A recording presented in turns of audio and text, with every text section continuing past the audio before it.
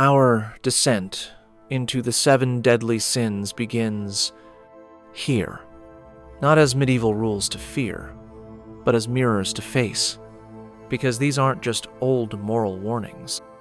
They're ancient blueprints of the human psyche, timeless truths about the ways we betray ourselves in search of power, validation, escape, or control.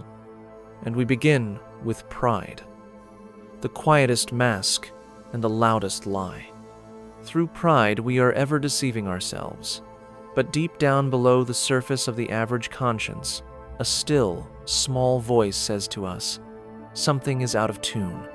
Carl Jung was one of the founding figures of modern psychology, a man who didn't just study the mind, but mapped the soul.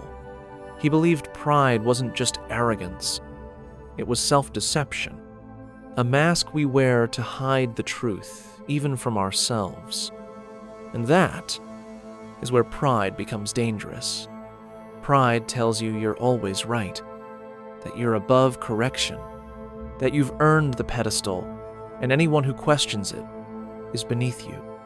But underneath that polished exterior, beneath the achievements, the control, the image, there's a quiet voice, a feeling that something doesn't quite align, that you're performing a role you no longer recognize, that your success has become a costume, and your ego a prison.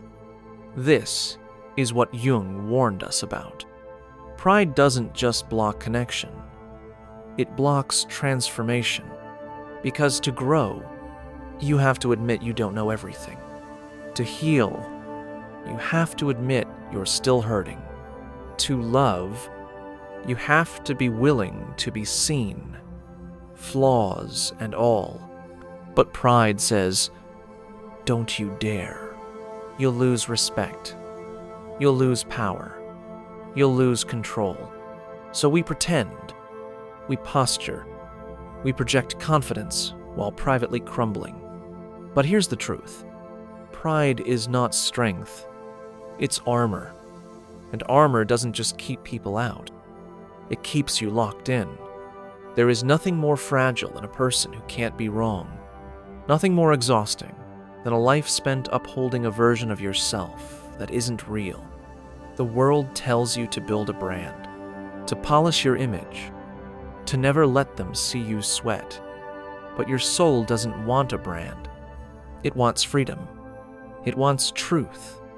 It wants wholeness.